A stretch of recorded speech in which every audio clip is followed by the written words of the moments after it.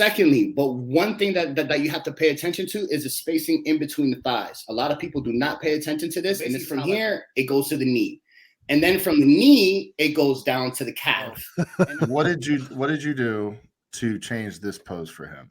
Okay, so hey guys, thanks for tuning in. Got a special episode for you tonight. We got Antwane Hamlett with us. Gonna unpack all kinds of stuff, all kinds of expertise. So yeah, we're really excited to dive into this. I found Antwane online. He's a IFBB Pro and Classic Physique. He'll kind of walk us through that journey.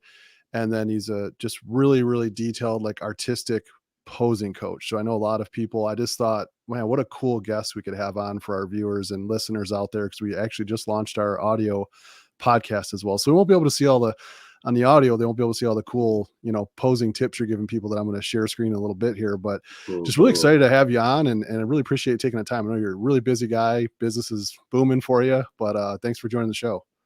Yeah, no problem, man. Thank you so much for having me. I'm grateful for any opportunity I get to speak or just do and share with people what I love to do on a day-to-day basis. Cause it's funny, quick little story. 5 years ago, I was actually I took Fire Seneca, graduated with honors right after I graduated from a fitness program where I met my now wife. And when she came back, she was like, I told her, I'm like, I'm not going into firefighting anymore because I graduated with honors, got my DZ, my EMR, like did everything, was writing the test. Long story short, I told my wife when she came back, I'm like, I'm not doing firefighting anymore. She's like, what? I'm like, yeah, I'm not doing it. I'm like, we just started this business. And before she left, we always have like these little sit down meetings and reflections. And she was like, oh, I don't know if our business Fit Life Athletics is going to last anymore because I don't know if anyone knows, but become a firefighter, it's a full-time job. Yeah. Right. So, and money and time. So anyways, I told my wife, I'm like, look, we're going to put all our eggs in this one basket. There's no one like you. There's no one like me. And I feel like we can really help people because we both come from different walks of life. Right. And literally 5 years today, here we are. So like being able to share my craft and what I do with you guys and answer your questions and stuff is, yeah, man, it's just very humbling and honor. And thank you so much for having me on your show, Joe.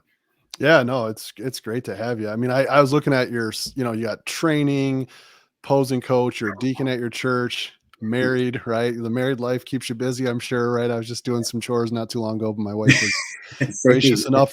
She's gracious enough to let me get away. And she kind of gave me a look like, what time you returning the bottles tonight? I'm like, right. Okay. I'll be doing that at not there yet, but we'll a little later tonight. Gotcha. Yeah. So, but yeah, walk us through, I just think it's really, interesting. You were talking a little bit before we started recording, how, walk us through a little bit of your journey first as an athlete. And then you were talking a little bit about kind of COVID, this thing called COVID that changed life. Oh yeah. That one. Just kind of, you had some injuries in there. Just kind of unpack that for everybody. I had the, the great enjoyment of hearing the story once, but I want our listeners to hear it as well. Try to keep it as simple as possible. No, just have fun with it. This is your time. So long story short, became pro 2017. Even before then, I did bodybuilding, made it all the way to nationals, got my butt whooped.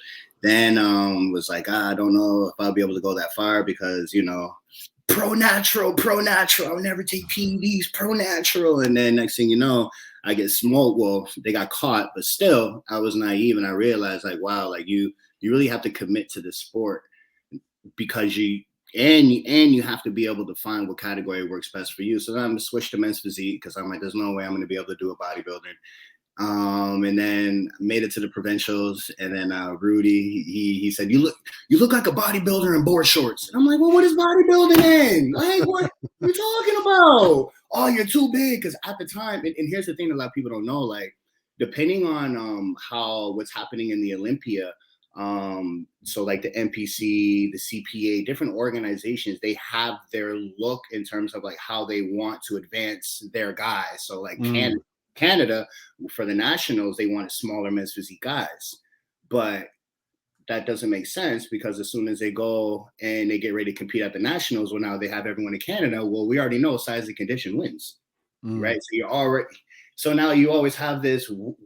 What are we looking for? What are we doing? So, So then at that time, classic physique really wasn't popping as much in terms of going with like the IFBB, like even giving out IFBB Pro cards for Classic Physique at that time, which I believe is around like 2015-ish. 2015 is when it started to like jump over here, and then people like, oh wow, there's this new division called Classic Physique. So long story short, switched over to Classic Physique, and then natural, and then I won the gala. So here, some years back, before they changed from the OPA to the CPA, you had to do regional, provincials, and nationals, where something happened with the CBBF. Long story, don't know what happened, but it ended up getting switched out. This is literally just during 2019, all this was going on. So now that's why you only have 2 shows. You have a regional, and then you have a pro qualifier, and that's why now everyone and their mom is going for the pro cards. So it's so saturated now, but it is what it is. It's good for the sport anyways, right? More exposure, everyone's getting into it, and there's a lot of positives if you're under the right coaching. Yeah, right? For sure. But so then I turned pro 2017, and then that's when I did my first cycle, which was pretty cool, I have to say, because most people are like, when I was natural, you're not natural. It's like, okay, fine. As soon as I switched over, and then you did the before and afters, then it's like, oh wow, you actually were natural. Oh man. But anyway, so I think that was fun. And then did my pro debut 2018. I came in 4th for the Toronto Pro Show, and I came in 8th for Vancouver Pro. And then the following year, I found a really good, credible coach who was coaching under Dorian Hamilton. Those guys at Pure Muscle and Fitness, shout out. So they really showed me a lot of different perspectives in terms of like dieting and like how to prepare nutrition wise and stuff. So which I was able to gain a lot out of that. And then I came in 2nd. I thought I was gonna win 2019. So 2019, I came in 2nd. I was in the middle of the whole show, man. I mean, there was a brother from, actually both of the guys that were 2nd and 3rd, they were from Korea. And the crazy part was one of the gentlemen, he just won his pro card. So at the Toronto Expo, you're downstairs for the pro qualifiers. You win your pro card, you can compete in the pro show following time. So this guy literally was downstairs, clean house, came upstairs, competed as a pro for his pro debut. I thought I had it. They gave it to him. I was like, wow. Everyone was like, oh, you got robbed, bro. You should have won. And in my head, I was like, you know what? No, because I'm not the judge. And I'm really, I like to be very transparent and being like just letting things be as they are. So basically I said to myself, I'm like, okay, fine, good for him. You know, I don't know what his story is. I don't know where he came from. He came all the way from Korea. And we already know, like in Korea, China, India, like all those countries, like bodybuilding is really starting to blow up now. So in my head, I was like, you know what? I don't know what kind of sacrifices this man had to do, but good for him. Like really good for him. I'm gonna get mine. I don't know when, but I'm gonna get mine. Hopefully soon. And, you know, went and did Vancouver a few weeks later, and then was able to win that title, and which I was very, very, very thankful and humble about, because I didn't think I'd be able to win a pro show within 2 years of competing as a pro. Like that's not normal, you know. Yeah. So I made it to the Olympia. It was bittersweet, I must say, because I was going through a lot in life at that time, just family stuff. I was getting married literally a month after Olympia. So like my life was just, it's weird. It's like while I was on cloud 10, I was also on cloud 0, but the direction of my life was still going linear, like in the good direction. So it was now when I look back, it was a very good learning experience for me in terms of like, you can literally persevere if you just keep your eyes on the prize, you know, like just don't stop. No matter what, just don't stop. So anyways, made it to Olympia. Everything was good. Got married. Happily married with my wife 4 years now. Very successful. Actually, it's funny. At the gym, I get the question like, man, like you made it to the Olympia stuff. Like, what's the greatest accomplishment? What's the best show you? What did you do? And I'm like, honestly, my greatest accomplishment was getting married. Yeah. You're like, everyone's brains go, what? Yeah. And I'm like, well, if you understand what marriage truly is, like you have to give 100% to another human being. Right. You know, and based on how you grew up and how you live, that's not an easy thing when trust is like a hard thing for you. You know what I mean? Yeah. It's anyways, I won't go to that part because that's a whole different conversation. We'll stick to bodybuilding. But yeah. So then made it to 2019, made it to the Olympia. 2020, blew my Achilles. Fluke. And how did I do it? I was demonstrating. It was like a plyometric. It's like a combo plyometric. So like body weight, you do a little partial jump. As soon as you land, you pick your pivot foot, that sprint. Oh.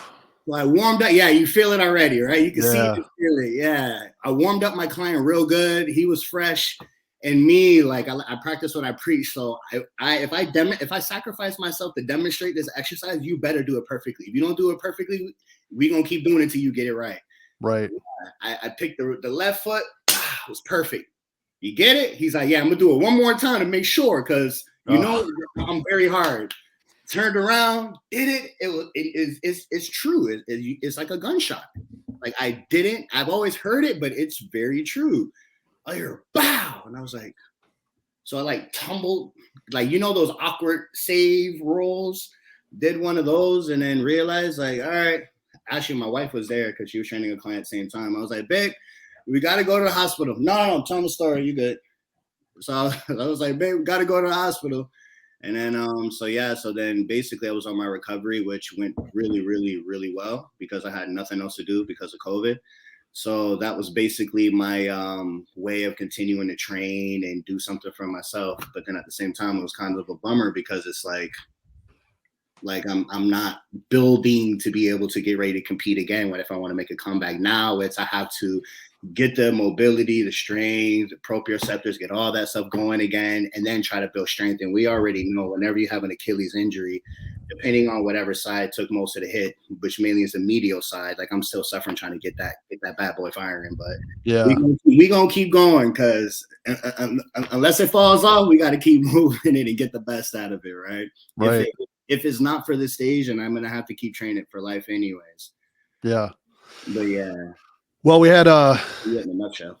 Had another co-host here jump in. So Mr. John Rivas, welcome to the show. Thanks for coming in. I was telling Antwane before we got rolling here on the recording that you were hoping to pop in and get some FaceTime because we were talking about your competition. I know just with the Arnold Amateur recently, the super heavyweight win and the battle for the pro card there, and got another show coming up in the fall. So we're going to unpack some posing and some things that Antwane's been doing for a couple pros out there. I know Joe Seeman, John and Joe are pretty tight, and love Joe. Just saw him actually last week. He was out here. Yeah, for, he just did the New York. He did really, really, really good. Actually, I'm kind of impressed how much he remembered because we only did 2 sessions. We made the most of it because I make all the guys work. So like, especially if you're a pro, the expectations are very high and the homework, and I always give homework and so on and so forth. But yeah, he did amazing. Like he did amazing because normally he has a tendency to post small, and this is just from me watching him. Yeah, when he used to do the Toronto pro qualifier before he became a pro. So I've been kind of watching him a bit, but to actually see him pose like a big guy and then see how it looks on stage compared to all the other guys. Wow. And then his coach Justin, they really nailed that condition and keeping him nice and tight, especially with the midsection. Right. Did a really good job with him. Really good job. Let me roll this up. Let me pull this up just for those who can see it. So Antwane, really quick, man. Joe, I feel like Joe has such an impressive physique that, he's so big, right? But he's got a big frame. So we always talk about how filling out the frame is the most important thing in bodybuilding because you can weigh 300 pounds, right? But if the muscle bellies and stuff don't fill out the frame, then you'll get beat by a 220 guy. Yes. So like Joe has successfully, I would say, filled out his frame. It was just some of the posing, he had to hit a certain way to really show that because you see Joe on stage like, he looks big or whatever. Like you see him in person, you're like, he's probably one of the bigger pros in the scene right now. He's up there, especially when you see him in person. When you see him in person, he's in that pose room, you're like, wait a minute. And then right when he opens up, you're like, whoa, you're way bigger when you hit those shots. Yeah. So what did you do specifically with his side chest? Let me pull this up. Real quick. Because we got we'll go. Do you have a this is him coaching Joe. What you're gonna do is you're gonna take all of this muscle and you're gonna push it through your arms. Pause that. Get big. Can you pause that, Joe? Stick this and push it that way. Like that. Joe, can you pause that? Whoops, sorry. Sorry, yeah, John. So pause that right there. So what did you do to change this pose for him? Okay, so side chest. So for one, he used to squat down kind of low. Again, he's not a short guy. Like he has some height on him. So what we did was his quads are very big. His sweeps are very big and his hamstrings hang. So what I did was kind of have him stand up to the point where all you have to do is just basically bend at the knee. And then right when your knees touch, we already know we have to take the left knee and we have to push it into that little point where the hamstring is, just to put that tension. You don't flex the hamstring, you flex the glute. So yeah, so you guys already know the basics on how to get the striation to show with the ham and the glute. Yeah, but some of the listeners might not. So if you want to explain this, yeah. So what I did was, so basically all you want to do is you don't want to sit low. You want to just it's like you're going into like a partial squat, like a little quarter squat where the knee and the hip just bends. That's it. And then right when it does, you're trying to sink the knees right into each other. Go high on the calf, and all you do is flex the glute. So what I like to have a lot of guys do is a donkey kick. Because if you look at how his foot position is, if you're doing a donkey kick, just kicking that. So basically you're trying to kick past your body, even though your foot is stuck here, you're trying to continue to push that calf all the way back, which then automatically turns on the glute. So with him, I had him stand up more because he sat down too low. Now with this torso, now your side chest comes from the quarter turn pose. So the 4 relaxed poses: front relaxed, quarter turn, back quarter turn. So once I taught him how to manipulate the pose with this torso from the quarter turn, which you're not supposed to move your arms. A lot of guys, when they do their quarter turn, they move their arms, but their body's still stationary. So their body still looks like a box. So what I had him do was be able to teach him how to actually rotate from the torso, which then gets his body to rotate. So now you can see his far left shoulder more towards the stage. But what most guys do is they kind of rotate their body partially, but they move their arms. Yeah. And then what they do is his right arm, they focus so much on the right arm where now the emphasis is his body starts to look just like a square because he's not rotating. You can't see the other chest. So which in my eyes, when you watch how he used to pose, he used to crunch down on his obliques. So if you're trying to get big, if you crunch down on your obliques, so what is that going to do to your torso? It's going to bring your level down. And then once it brings the level down and you're not actually rotating from that torso, keeping your spine straight, well, then now you shrink. So on him, everything shrunk. So that's how he used to pose. So basically all I had him do is, so 2 ways I like to teach it.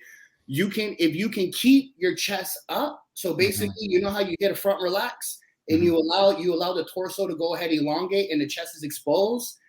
If you could keep that and just let the air out and twist into your obliques, as you can see in the video, he keeps his height. Yeah. And then his arms, because his arms is basically a closed chain, all he has to do is bring his chest straight out. So I like to use like Kevin LeBron's, like I'll show a picture of a Kevin LeBron or Arnold Schwarzenegger, because the pose is called your choice side chest. So we have to get the chest as exposed as possible. But what most athletes do is they focus more on their obliques and the arm. Yeah. So if you can't see, so basically, if you can see both shoulders, well, now you can draw a line from shoulder to shoulder, and then you can end it right at the glute, which then what his shape is at, that's a triangle. Do we have a back pose? Do we have like a back to the bicep, Joe? I'm just gonna let this run here. Let's see. I'm not sure what's in this clip. There's other poses that Antwane sent over that we'll pull up. I don't know if I'm going to turn this volume on for me. The arms, and it's like a halo for the body. It creates that. What you're going to do is you're going to take all of this muscle and you're going to push it through your arms. Yeah. Same one. Got it. I want to find a rear. You might be able to just pull up Joe's page, and it might just pop up. Yeah. Joe posted most of those.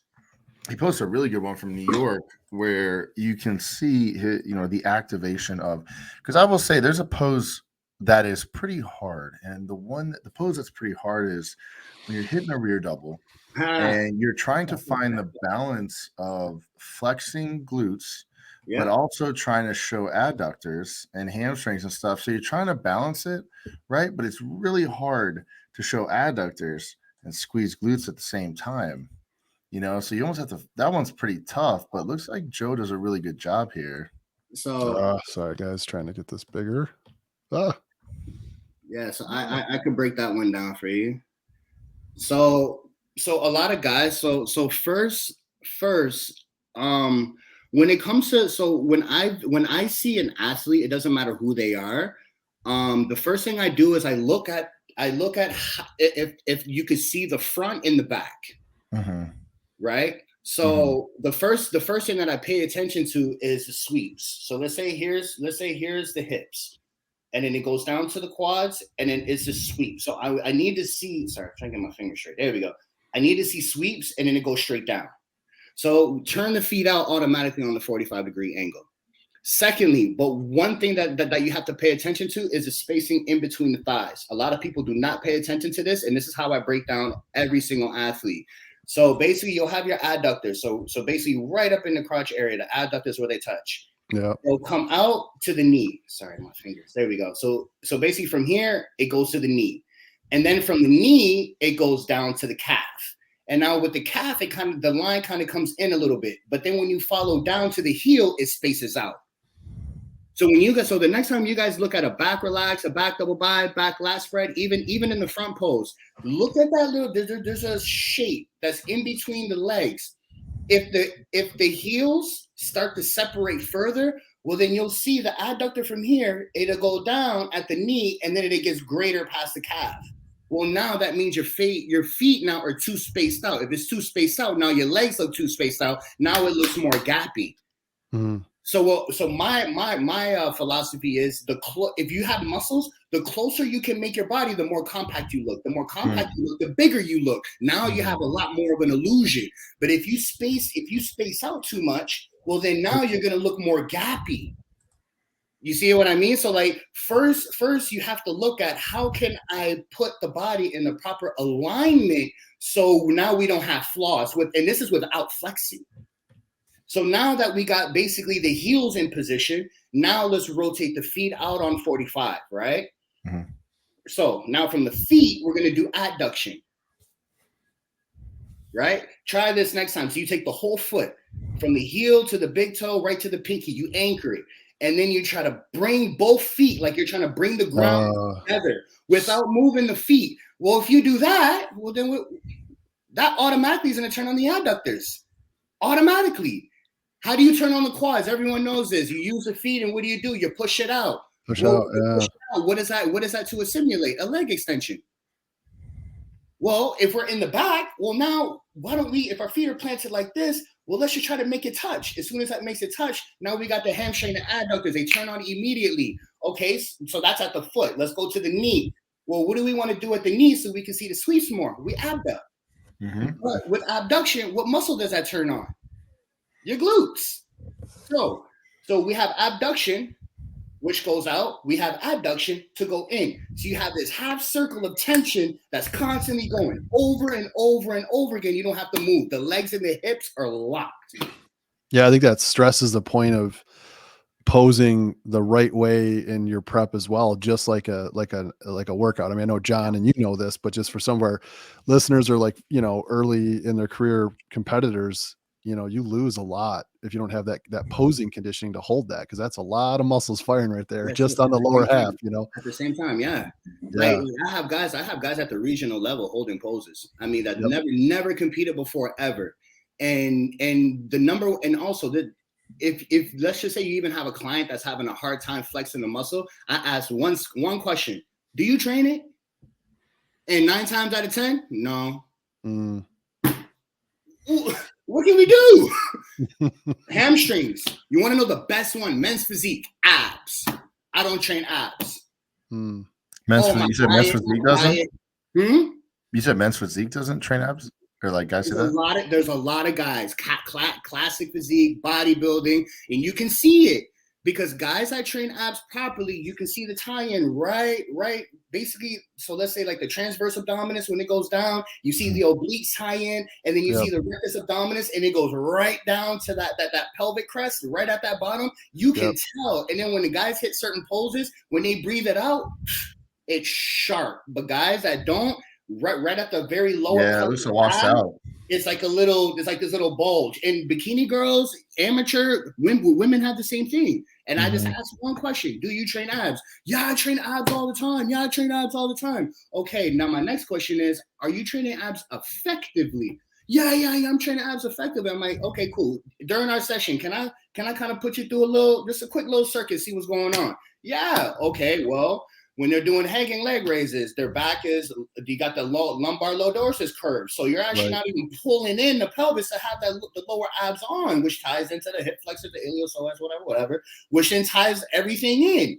Okay, well, if you can't even hold that position, you know the typical dead bug with the knees up, arms straight, put a ball in between, they do this, put the hand underneath their back, it's so arched. So no wonder why your abs are never getting work. Right.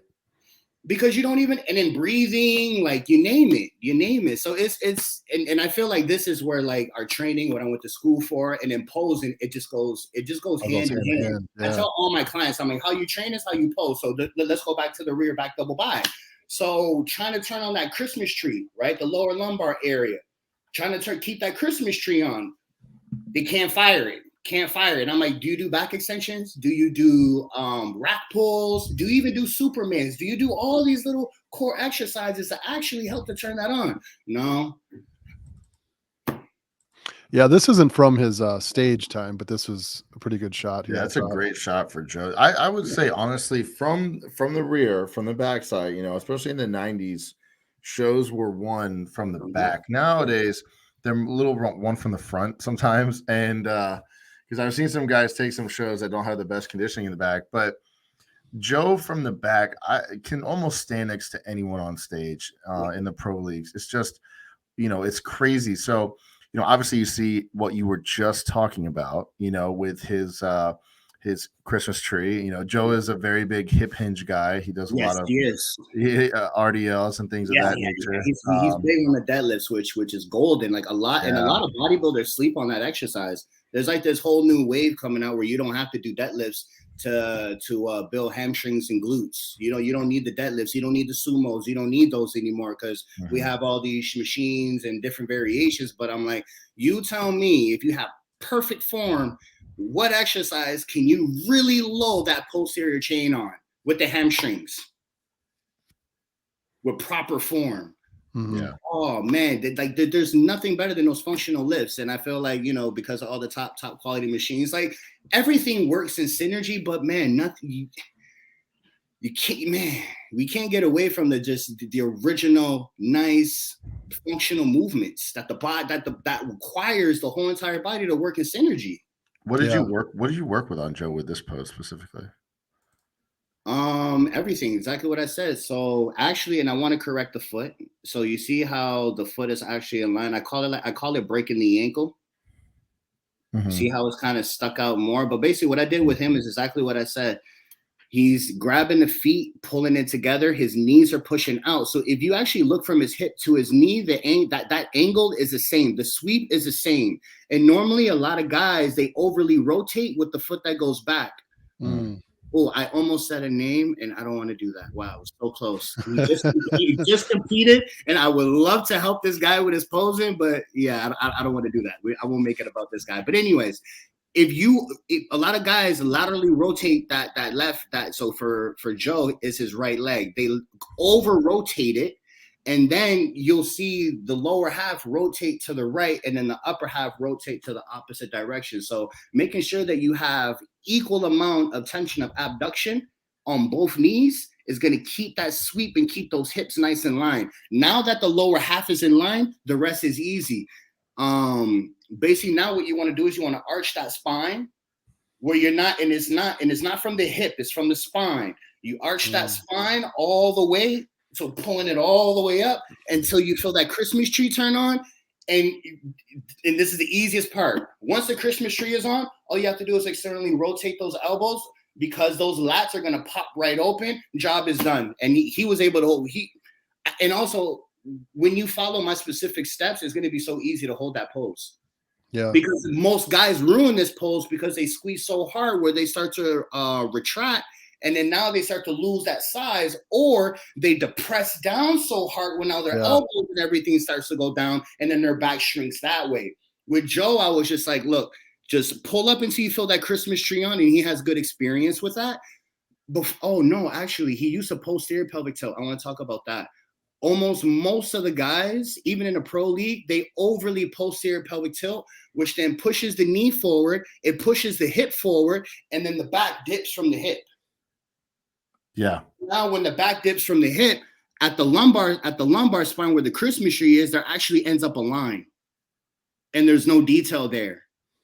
And the same bodybuilder on stage, they made a pose. Does he have nerve damage, or did he pose wrong? That was another hint. If y'all, I don't know if y'all follow it, but there's a little hint in there. But anyways, yeah. So that's basically what I did with him. So with the back double body, you actually don't want a fully posterior pelvic tilt because then your hips move forward. If anything moves forward away from the judge's eyes, the whole symmetry of the pose is gone. So when he hit that back double body, he hit it from a natural standing position. So then now all you have to do is pull up from the spine rather than. This episode is brought to you by First Detachment. And most guys, you'll see them, they'll lean from the back. Got it. You get this cut. Whereas how you're supposed to do it, you just posture up and just let that spine curve like you're doing a rack pull or a back extension. Yeah. That makes a lot of sense because I know, like, I competed about 2 years ago, and I haven't competed since my early 20s, but I kept like finding the back wasn't turning on, and I'm like, what the heck is going on? But that's exactly what I was doing. So it makes, because I was looking back, even my younger years, my early 20s when I was competing, I'm like, man, my Christmas tree was always flaring. So I'm like, I can't be conditioning. I'm like, what the heck? And then sure enough, that's exactly what I was doing. I was, like you said, just the wrong curve or whatever. So that's a great point. And it's perfect too, because how you pose in the front is how you pose in the back. Mm-hmm. If we're talking bodybuilding, right? What do? You're pulling up you're pulling up the chain, not leaning back, right? Because the chest has to go towards the judges. So you're popping forward. As soon as you open it up, when I have guys hold the pose, their back starts to get tight, and that's the thoracic chain. When you have to pull it up, which then also allows the lats to push out. Well, if you do that in the front, you can feel that. Well, imagine when you put it in the back. It's the same thing. That's a cool little trick too, even for you guys, whether you're having your clients and teaching them pose. And how you pose in the back is very similar, and how you pose in the front is very similar in the back. Agreed. I agree with that. The only thing that changes is the leg positioning. Let's take a look. Let's take a look at Ken Jackson here. So he's a Ken. Somewhat local guy. Oh man, he's a Michigan guy. So pretty familiar with him. This was one of the first posts here you have. Yeah, I'm so proud of this brother. Like, man, people have no clue. He's 46 years old, 2 torn triceps that he had some years back. He had a torn hamstring from like playing high level football. And man, it was crazy because funny story. I actually didn't know who he was. Because he back when I was competing, I used to sell waist trainers, and because I was sponsored by a waist trainer company, because like I'm a big believer in it. When you're competing, waist trainers help drastically. It doesn't matter if your waist is small or not. Anyways, long story short, so he used to buy the waist trainer's office for his clients, and then some years later down the road, I get a call that, hey bro, I need posing from you, and I'm like, Ken Jackson, who's this guy? I'm like, Sylvia's like, remember we used to sell waist trainers? I'm like, okay, yeah. Oh yeah, what's up? I can help you. Zooms, yeah, boom. So then we did the first posing session, and I remember the first thing he did, and this irks my skin because there's still guys in the pros that does it, and it's not for everybody. And he hit that front double body like a classic physique man, and I'm like, what are you doing? Like literally, because he's a pro, and I'm a pro. I feel like I could just talk to him straight up. Sure. I'm like, brother, please don't ever hit that front double body ever like that. So how did he hit it compared to how you wanted him to hit it? So is when you put the leg out, you drop the hip, you drop, and you do the I call it the classic front double bi. And certain people, it does not fit their physique. I would love to say this name, but I can't say his name. He's up there. He's one of those big guys in the open, and he does it all the time. And in my head, I'm like, okay, the way you hit your front lat spread is crazy. Hit the front double bi the same way to keep it crazy. You know, when they drop their hips and they do this, well, if you're in the open, you got another guy that's just standing straight up, bro, and he's ripped the shreds. He's showing his size. That's actually how. So I had the opposite problem.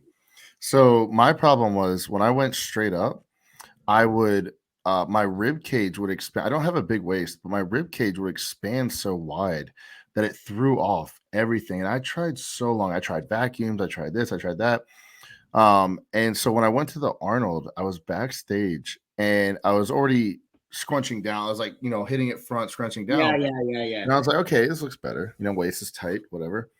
And then I tweaked it just not like super classic, but it's got a little flair to it. Not like a super Victor Martinez, but a little bit. It actually ended up looking really good for me. So I get what you're saying. Like, it doesn't suit everything.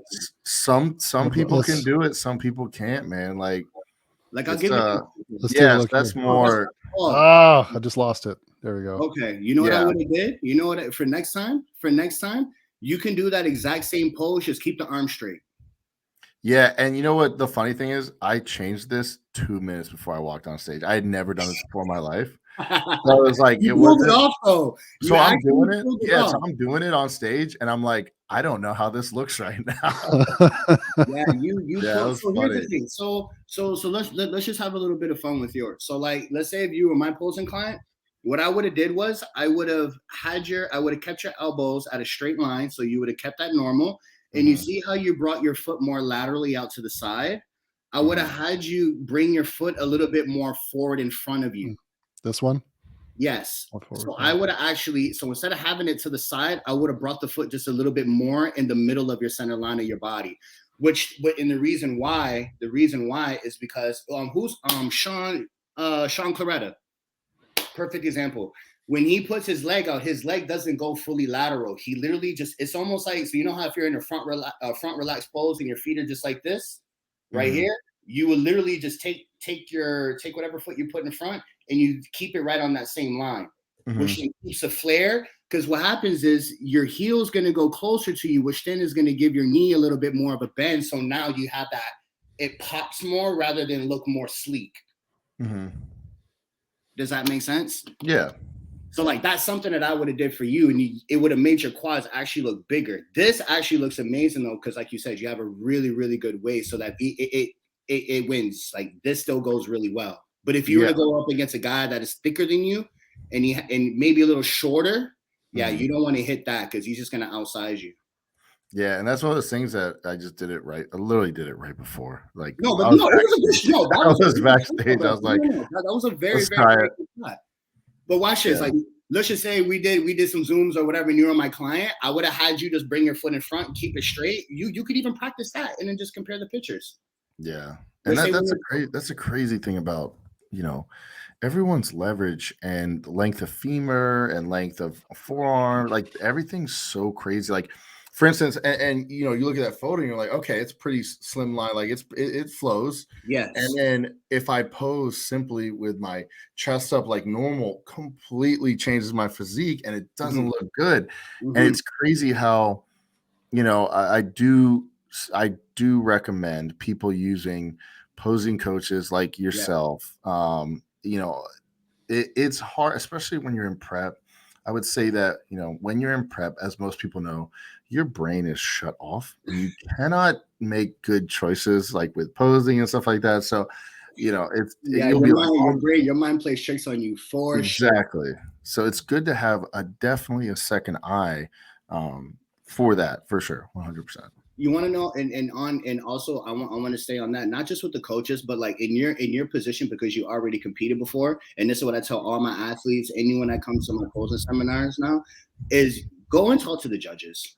Like people in our sport majority of them, they do not understand that it's the judges that are going to push you.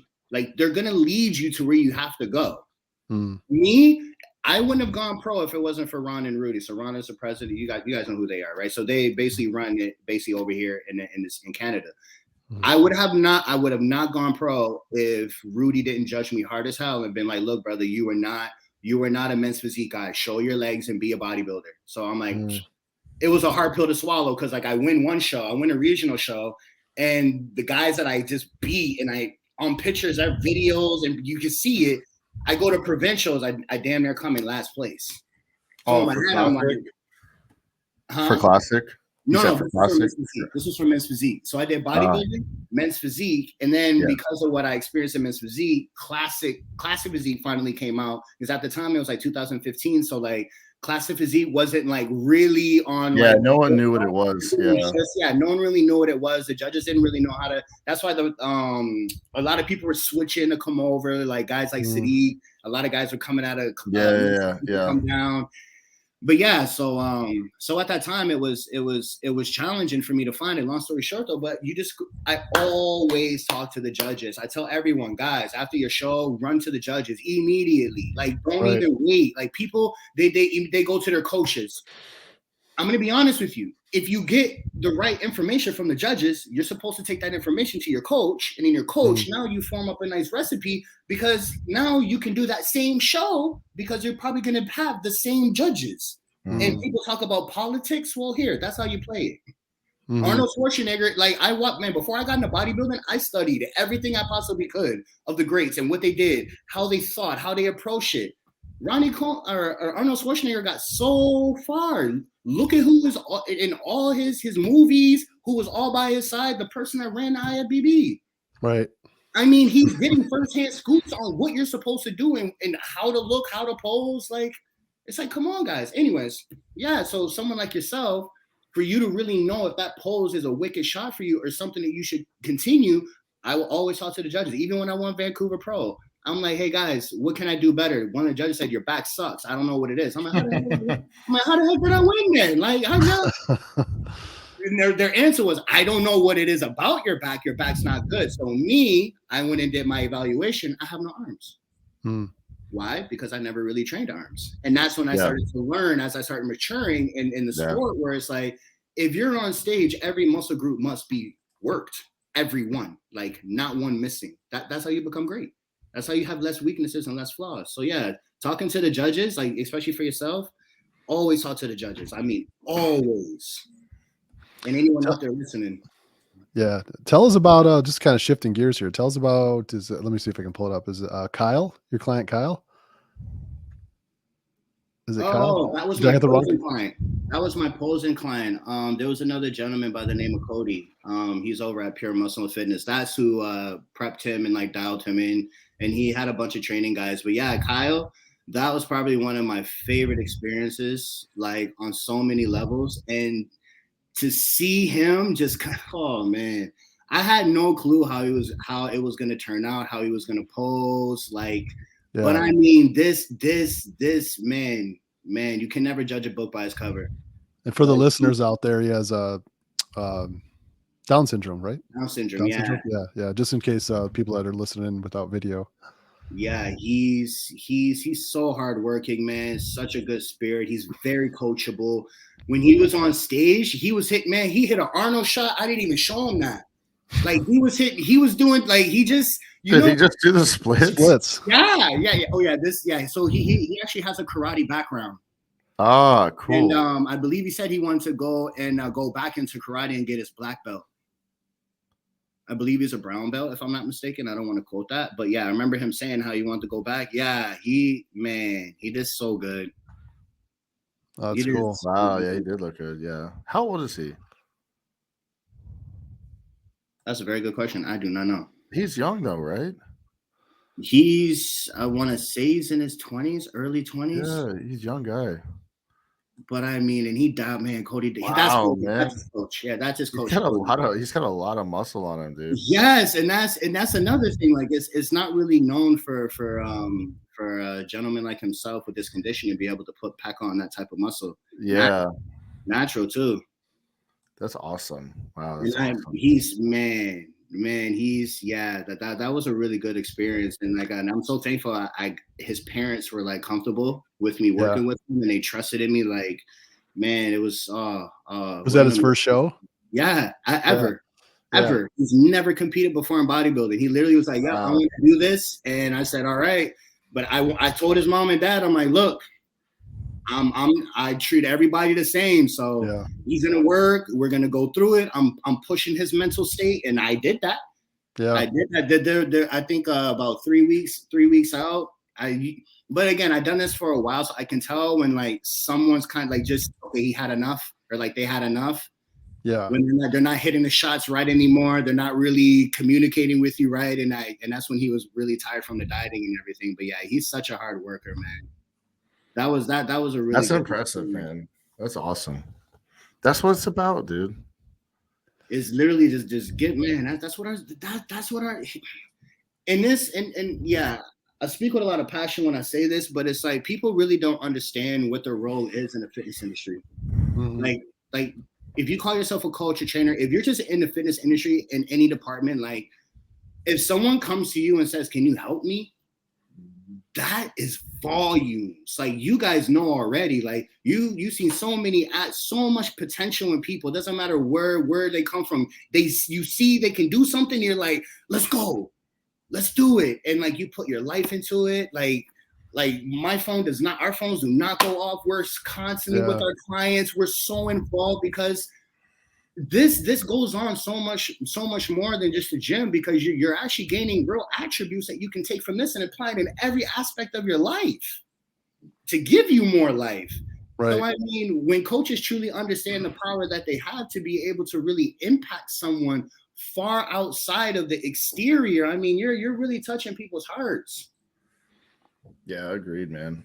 And I feel like I feel like a lot of people in the industry really need to realize that, like, even in the body, there should be no negativity, no comparison. Just let people be who they are and work hard, because everyone is humans. You don't know what people are going through.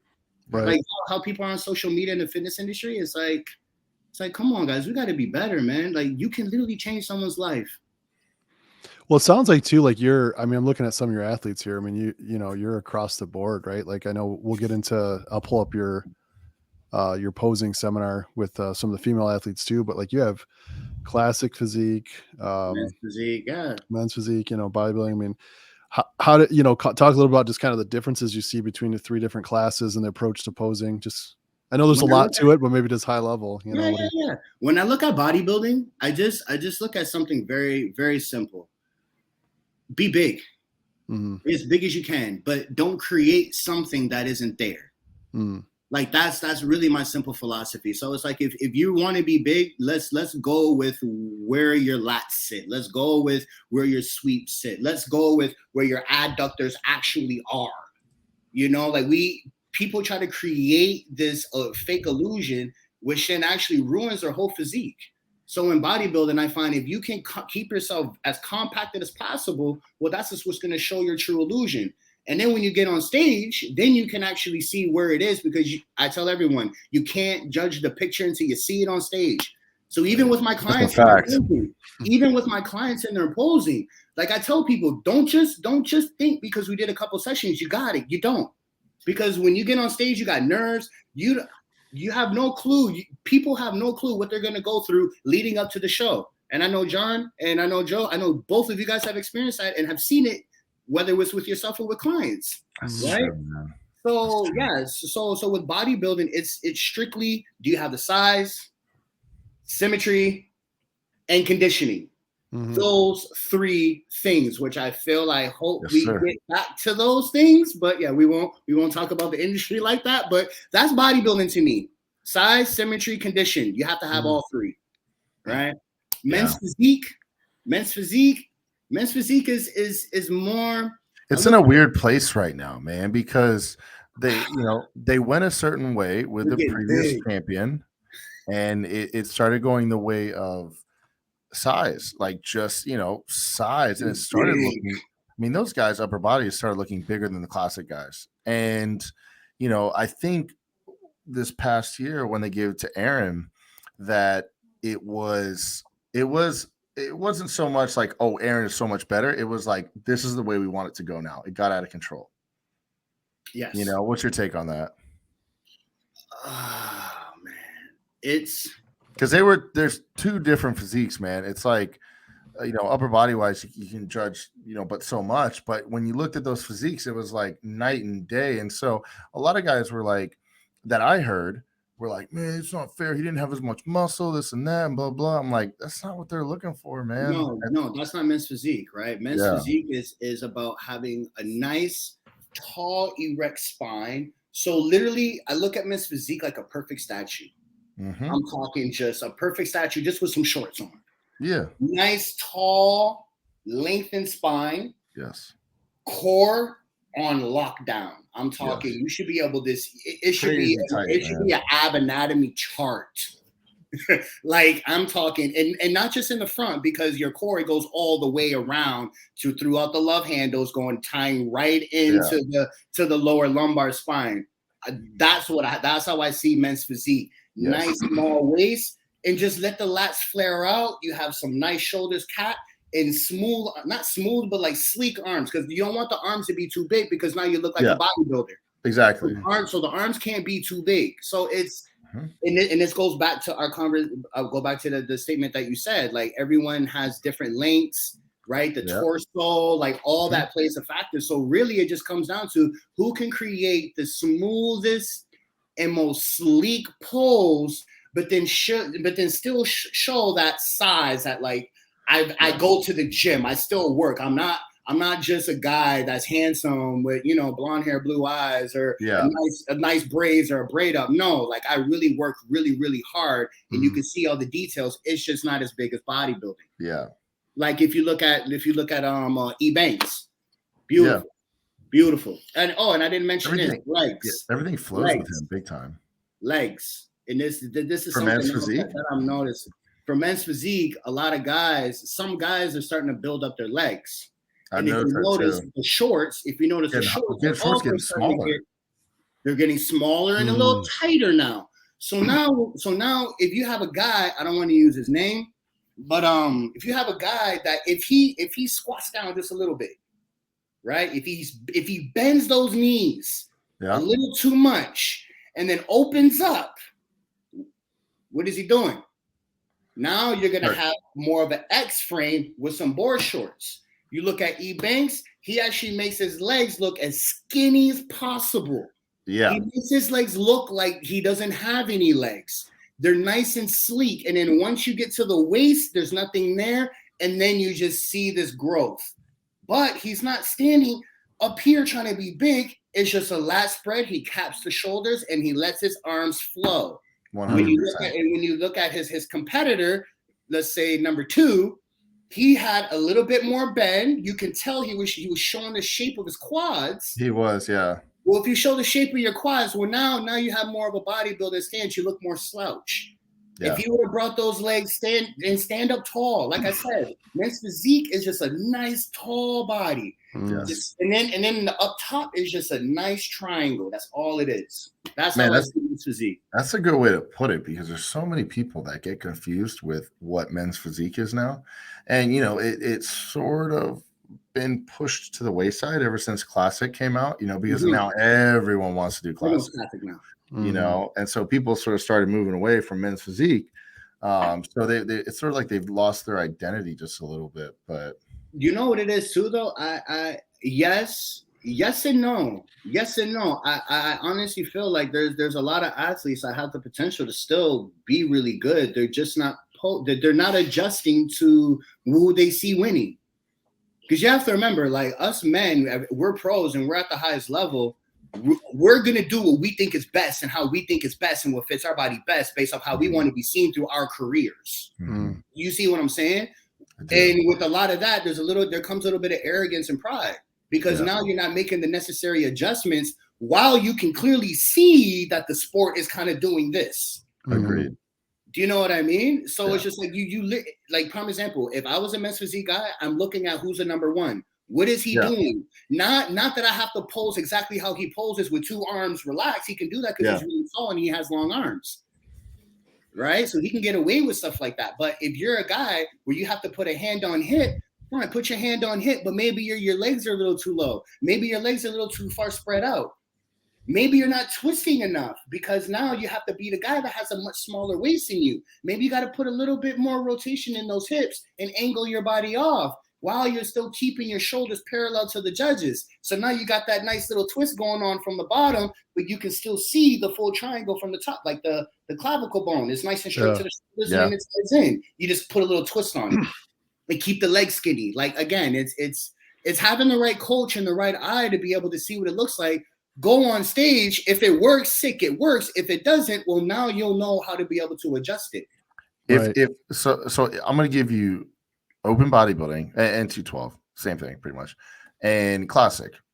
What is the main pose that you see people mess up on, or like the one they don't, the one that people do the worst, like one pose, one from classic and one from open that you think most of the time people don't hit it correctly or it's off a little bit? Like maybe the hardest one, you know? I would say back lat spread for open bodybuilding. Back lat spread. That's a hard one, man. It is. And you know what? I would just say the lat spread, period. Now that I'm thinking about it. And the reason why I say the lat spreads for bodybuilding, whether it's open or 212, is because one, let's start from the bottom down. Again, a lot of guys fully posterior pelvic tilt. Oh, and I didn't mention this. When you also fully posterior pelvic tilt, what does it do to the spine? It elongates it. Mm-hmm. Right? If it elongates it, and there's not even a little bit of anterior pelvic tilt, how can you turn on the lumbar spine? Right? Because now, you're lengthening it. Can you see that? Can you see that? Yeah. The glutes are here. If it dips down, well, what is the lumbar spine going to do? It's going to follow. It's going to elongate. Yeah, it's going to. Now, what we're going to do is we're going to open our scapula and open it up widely, and then we're going to try to arch, but that normally doesn't happen because we're fully posterior pelvic tilt. What are we going to do? We're just going to lean back. Well, then when you do that, the lower part of your body. Sorry, this is what I do. It's all good. This is how I am in my Zoom suit. So if I put my leg back and I fully posterior pelvic tilt, you can already see what's happening to my lumbar spine. Yeah. Now I'm going to open it up and I'm going to pull back. Well, now what am I doing? So now you have my knee that's going away from the judges. So now you can't see my hamstring. My hamstring's going further away. My sweeps on my quads are now going further away. So my lower body is going this way, but my upper body is coming this way towards the judge's eyes. No, we're supposed to stand up straight because we need a strong. I always tell my clients we need a strong foundation for the body to go on top. Mm-hmm. So how do we do that? We need to make sure that glute is right in place. So if you were to stand up naturally and flex your glutes from a natural standing position, you're going to have a little bit of an anterior pelvic tilt, but it's not going to be a full anterior pelvic tilt like a bikini girl. Mm-hmm. Your hips are just in place. You're flexing from right there. So now that you're flexing from right here, the spine's not moving. Now when you go to open up, now when you arch back on the spine and bring your back towards the judges, your back is now coming back, but your glutes and your legs are directly underneath of you. So now when the judges look at you, they see a complete picture. Because your hamstrings and your glutes are still popping at me and your upper body is popping at me. But most guys, they posterior pelvic tilt so much, everything on the lower body goes this way and then the upper body comes this way falling. It's like a collapse. It's like you're on an angle. It's just like a collapse. So I think the lat spreads. Go ahead. I was going to say, I think a lot because I heard guys like in the gym say this too. Well, the judges are sitting down. So you want to exactly what you're saying, like the collapse thing. But you don't want to collapse it from the hip. Right. Because if the hip is right in line, well, what are you doing to the spine on top? You're just arching it. Yeah. That's all you're doing. You're just curving that spine. But a lot of guys also don't have good mobility in their spines because when they do a lot of rows, they do rows like this. Right? Their back is in kyphosis. They're stuck here with all this weight. They have no retraction. And they have you have no thoracic mobility to come up here. Because here's where our row should be. Because when we set up to do a back lat spread, what do? We're doing a row. Right. That's what the Christmas tree and everything on. You're you're partially anterior pelvic tilt, right? Mm-hmm. Because you're supposed to lock the hip in, right? You lean forward, and then now you're able to pull. Well, when the hip is involved, well, then now you're going to get that complete squeeze at the bottom of the lat. But if we're rolled out, And then we're supposed to posture up and bring our back and arch towards the stage. That's gone. Yeah. So that's in the back. In the front, I'll keep it simple. When people set up their front lat spreads, where does their body go? If the judges are this way, where does people's body go? Their body goes this way. But where are the judges? The judges are there. Where is my chest? My chest is sunk in. Right. I'm supposed to be able to keep my chest and my body here while now my lats come out. Now I'm standing. See my spine? My spine is here. But when most guys in the open, when they open up, they're here. So now, and not just that, if I sink down, my stomach sinks down. I have no ab control. And that's why most open guys, their abs are not controlled when they hit the front lat spread. Yep. They have no core control. And that's one thing. And that's one thing that I work on a lot with guys. A lot. Classic physique. Classic physique. You know, a lot of guys, I would say front double bi. I'll say front double bi. And I think it's just people not really understanding like how far their legs should go out. You think they're just trying to do too much? Yes. They drop the hips down. Now the angles are all off, right? Yeah. Like it's classic physique is very tricky because everyone wants to do the poses that all the legendary guys did, but I mean, like, let's say like you have things like crucifix. If you don't have forearms and biceps and triceps, the lats, that pose is out. When you come over, you do the crucifix overhead, same thing. That's all arms. Right. It's all arms, and you need the lats to come out because if not, it's gonna look just like a box. Yeah. You know what? No, I would say most favorite classic pose. Not front double bi. There, let's say that classic pose because those are all the classic poses. A lot of guys say like your favorite classic pose. Yeah. A lot, and not just that. A lot of guys they like to just specifically follow what they see other guys do as well. Like they really don't pick that wonderful classic pose for their body. They don't do it. Yeah, they're picking their favorite. Everyone, sorry, go, Joe, go. No, it's they're picking their favorite that they've seen, not maybe their favorite or best for their body, right? So yeah. So on that topic, if we say classic physique, so we got Chris Bumstead. What's Chris Bumstead's money shot? His front lat spread. So now we got a whole division of guys in the amateur league hitting front lat spreads, but they don't know how to make it classic. Ain't got it like that. For them. You get what I mean? Right. Chris is able to pull that out beautifully. One, because of his height. Two, he has no gaps. And everything he's just beautifully compacted. It fits perfect. Man, I saw him put up a comparison with Dorian. And obviously Dorian was much bigger, but the whole shape and the way that it flowed and like you're saying, there were no gaps in either of their physiques. So when you put them next to each other, they both looked really good, you know. And what is the number one thing? If you have no flaws, and that means that you're posing properly for your body. Yeah.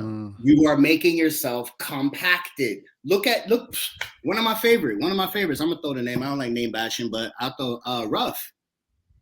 If you look at Ruff, how tall is he? Everyone knows, everyone talks about it. Short, yeah. How much does he weigh? Everyone talks about it, but how is he able to make himself look so flawless? He poses to make sure he has no gaps. He maximizes his physique. He's not posing to make his legs look big. He's not trying to space his feet way out. If you train properly and you know how to close in those gaps by training the right, like prime example, I saw a post. One of them were like, man, how much adductors do you do? Because he has a lot in the inner thigh. And I'm like, guys, do you not know your semitendinosus runs on the medial side? That's also partially hamstrings as well. It's not just adductors. Right. It is. It's not just adductors, guys. But again, if you don't understand anatomy and what muscles you're supposed to build for your body, well, that's actually a really good point. I've talked about that with people before. When guys see someone pose and the inside of their leg is shallow and whatever, and like, oh, adductor. I'm like, not quite. I'm like, most of it's hamstring. Most of it's hamstring because that adductor is that one thin band. This is one strip.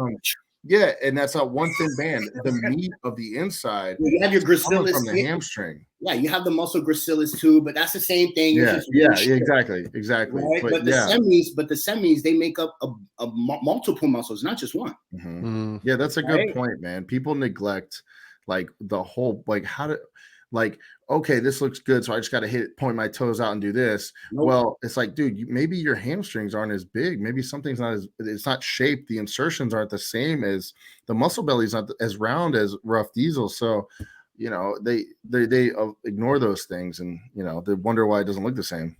Because again, I find a lot of the stuff that's happening in the gym right now is just bro science. You know, this guy trained with that guy trained with this guy worked with him because he coached with him, and that's a sick coach. This guy got programmed from this guy, but no one's really working with one coach on a consistent basis and actually taking progressive pictures and having a nice periodizing program for them. Periodize, guys. Right. A lot of people don't do that, right? Everyone, what do they do? Oh, here's your program. You can tell someone just scratch that up or just no. Like for me, like I don't train. I won't prep anyone I don't train. My wife and I, we will not prep you if I can't train you because I don't trust you. Everyone says, "Oh, I've been training for years. I'm a pro." Like my good friend Ken Jackson. He's 46 years old. When he turned pro, I was in school. Yeah, I was actually in the fitness program when he turned pro. He was training with John Meadows. Yeah, his River John. Yeah, rest in peace. Yeah. You know, so like I mean, and now that like he's working with me, I mean, it's really humbling because it's like wow, I guess I got something good, and I'm really excited. I hope you guys are gonna watch the Masters Olympia because man, I just Yeah, we're thinking about setting up a little event there. We got a couple people in our network that wanted to go together with us and do a little. Might do some live podcasting from the show or something. So we're still kind of you should looking at some stuff. It's really a big deal. Did you guys know there's like 400 applicants? Wow. For the Masters Olympia? Yeah, for the Masters Olympia, there was like 400 applicants. Was there a lot of guys that were just like, "Yo, no, it's not. We're not going to turn this into like an amateurish show." Like there had to have been. So I know people that didn't make it that should have that actually competed as masters and they didn't make. So like there was people that did not, like for bodybuilding, I think it was only 15 guys. They probably only took the ones that had sort of legitimate open careers. Yes. Yeah. Like it's like what Max Charles is going to be there. Like he just competed. He's looking wild. Like he just did New York. Yeah. It's going to be some good names. It's going to be some good people. Yeah. I'm excited. So for clients, how does it work for what's your wife's name again, Antwane? Sylvia Hamlett. Sylvia. So Sylvia, does she take on the female competitors, and then or do you guys blend them at all? You wouldn't believe me, but Sylvia is the real coach. My wife is the real coach, and why I say that is because she's the one that dials all of our clients in. Like she's a nutritionist, and it's kind of cool how it worked out. Like when we were competing, way back when we were in school and like in my amateur days, she was always like it's harder for her to like lean out because she doesn't have the body type. She doesn't have the body type to get really diced and lean. No, it's not happening. She's meant to lift heavy and be strong. And you said she used to powerlift too, right? Pardon? She used to powerlift as well, right? Yes. So she loves the big weights. Like, give me the heavy stuff and let me go to work. I don't want to be no bikini girl. No. Anyway, so with her, she really had to like nail the nutrition for herself. And because she had to work so much harder, it made her a better nutritionist for other people. And to be able to dial other people in because, most coaches, they just do everything by carbs and protein. Right? They base in water. That's basically it. But no, it has to be a combination of what type of protein. Is it a fatty protein? Is it a lean protein? What kind of carb is it? Are we going to go complex carb, simple carb? Like, and you have to know how each person moves and then how to dial it in. Peak week, you guys know how it is. Right. And I mean, she is just absolutely wonderful. So she's the one that does mainly of the nutrition. Yes, she does do train a lot of the women as well. Alongside, we're like Bonnie and Clyde. We share. We take care of it. We're on a team. When we go to the shows, I'm looking over the posing. She's looking over the posing as well because we both do posing as well. Coaching and doing seminars together. That's just my partner in crime. This is your recent seminar here, right? So just for that was actually our old. That was our. This is the market, the one in May that just happened 2 days ago, right? Yes. So that's her. No, that's just for the audience out there that might be listening to us on our podcast. So we're just looking at Antwane and his wife. They have in Toronto, they have posing seminars, and we're just kind of taking a look at all the different women's divisions. You can tell she's got that similar level of detail as you do with the men. What? Man, she's so artistic, and that's where I get a lot of my distance. We just feed off each other, man. Yeah. She goes hard with her clients. I see what she's doing. I go hard with mine. She sees what I do, and like we, even when my guy clients are female clients, when it comes close, we both are looking at them. So I mean, 4 eyes, 2 brains. It's right. You go wrong, and we both come from a highly educated background. So because at the end of the day, like living the lifestyle of bodybuilding is healthy, but competing is not. And go ahead. What are you gonna say? I was gonna say. I mean, what do you guys got? Yeah, geez, you got 6 hours. Was it $50? Oh yeah. We were working. That's a great workshop right there, yeah. man. I mean, good for you guys. That was actually the Saturday that just passed. We're gonna be posting up content once we get it. But yeah, that was like 60 people. So the first one we only had 30. The second one we had 60. And I mean, that's double within. I'm just thankful. Thankful. Maybe in the future too, we'll have to maybe tag her in. I know it's slower growing because of our starting, I guess you'd say, of female athletes, but we're starting to get more and more following some of our content and our products and stuff. So that's cool. Mm-hmm. Good stuff. Well, what do you got next on the horizon? We have Barry. We have a Barry seminar that's going to be the president's thing that he has, Ron. So that'd be another big thing that our next big seminar that we're basically going to be advertising. Don't know the date that we have yet. Okay. Then we'll be going to Romania, have clients competing at nationals.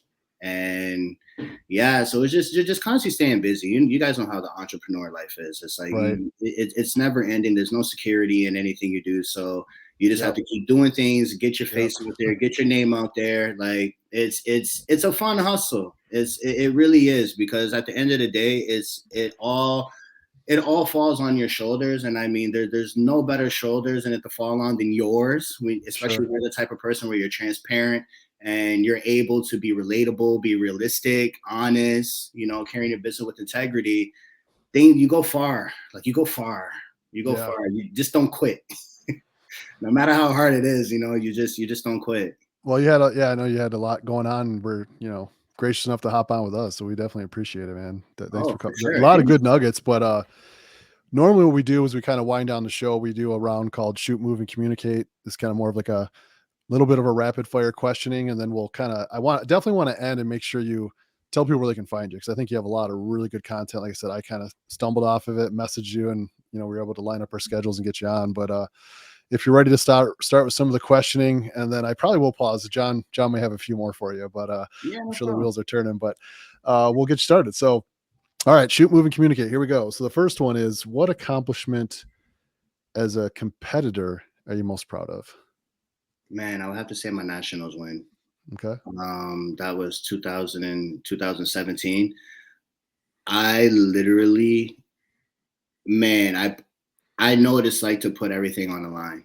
Yeah. I mean, to the point where I was doing cardio after my work. If I had to train at 1 a.m., that's just what it was. If I had to train at 11, that's just what it was. And I always had to finish with my cardio, because I really didn't learn anything about doing fasted cardio. So I was just old school. As soon as you finish your workout, you hop right on that Stairmaster. Right. And I mean, I pushed myself so hard to the point where, like, my wife, my girlfriend at the time, but my wife, she would literally have to come up and give me just little candies.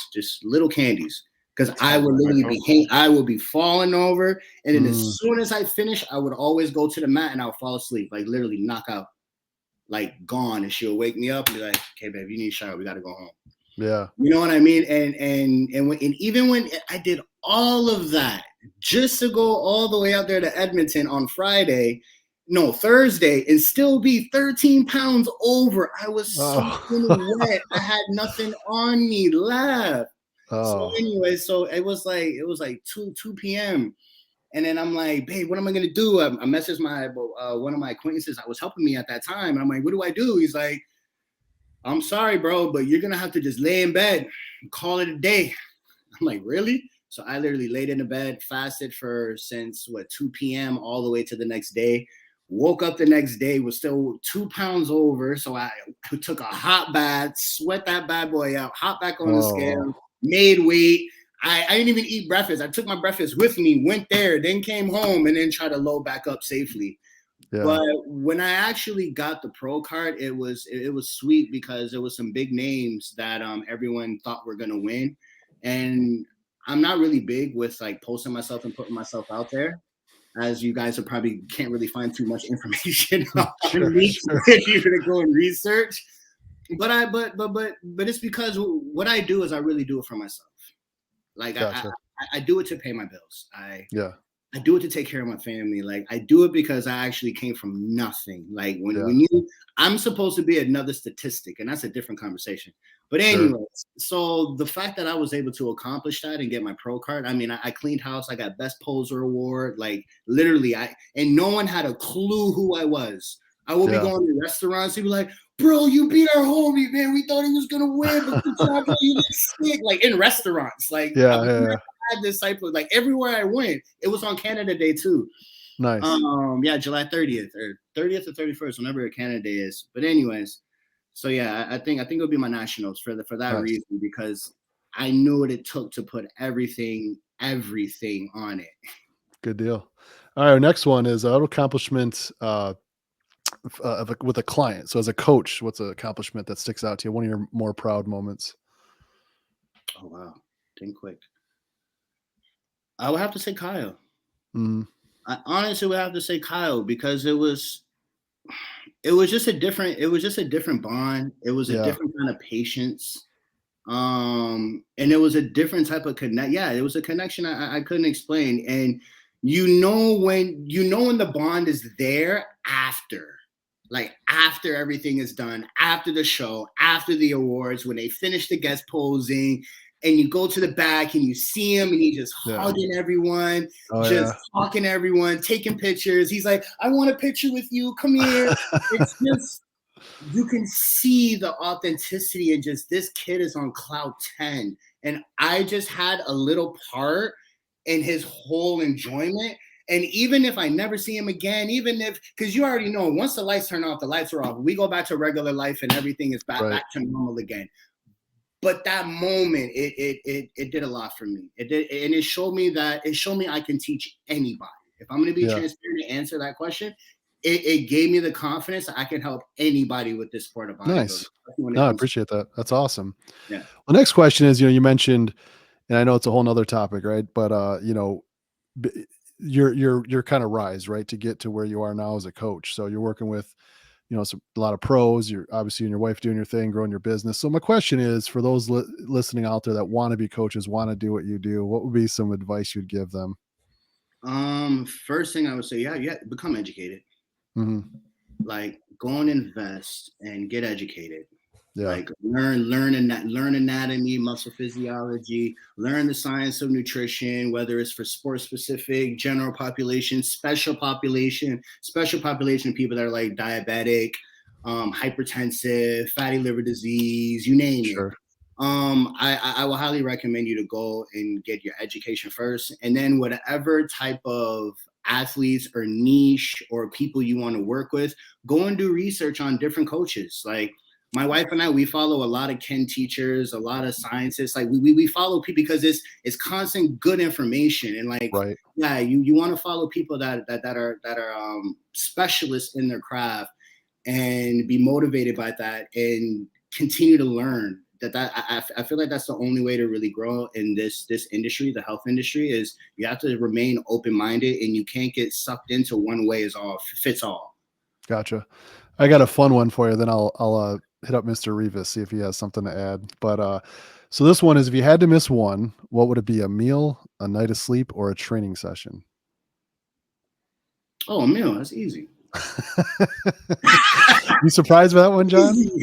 I hate it, bro.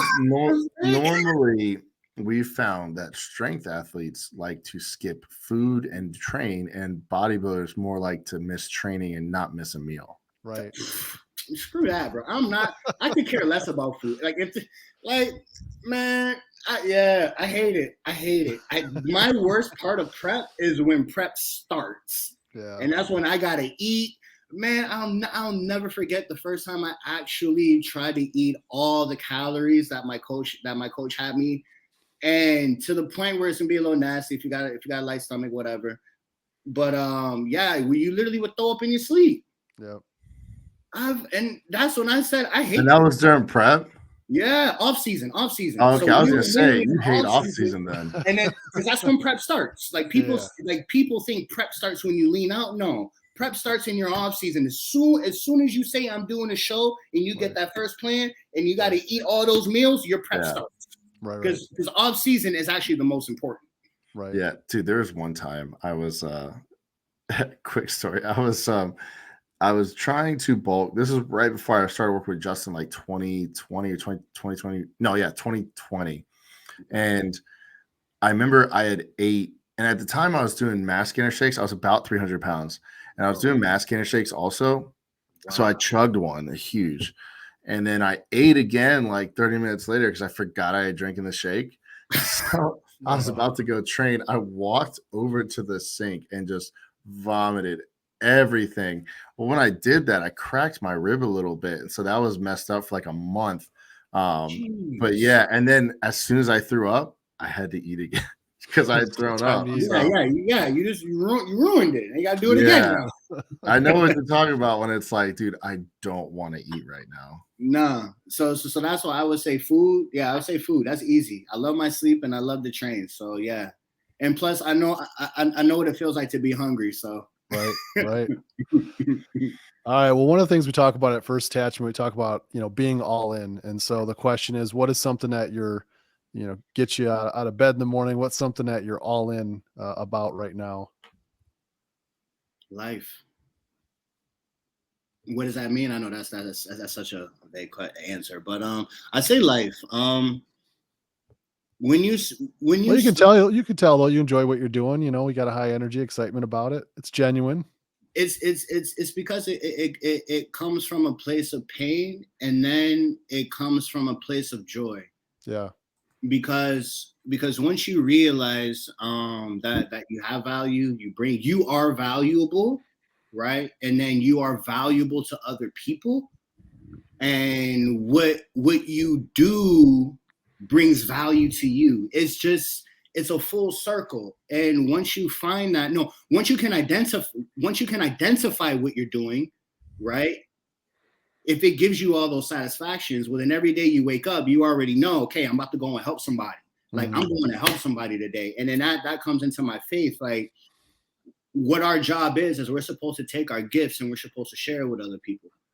So I feel like my gift is being able to teach. I feel like my gift is being able to get in someone's head and pulling something out of them that they didn't even know that was there. And then we make a beast out of them, or we make someone confident, or we get rid of insecurities that we realize that they don't even need to be there because it's not going to do any good for you. You might as well just accept it, move on, do something about it, and then just realize how live you are as a man or a woman, and then keep it moving. But that comes from, where I come from, my past. And I feel like just waking up, man, just being able to live life, because we really take it for granted. Like we really do. And I'm not trying to go like super deep, but that's what it is. Because if you can't understand the value of life, then how can you understand the things that come with life? Yeah. Like, well, you're doing it in your sport, and you mentioned a deacon at your church, like serving your community and things. So you're definitely living it out. So that's awesome, man. Yeah, that answers your question. Yeah, definitely. Mr. Rivas, any final thoughts? So my thing is, when did you say your last show was? 2020, before you blew the Achilles? 2019, yeah. Okay, so what do you got coming up? So you think you're gonna get back in it or no? Okay.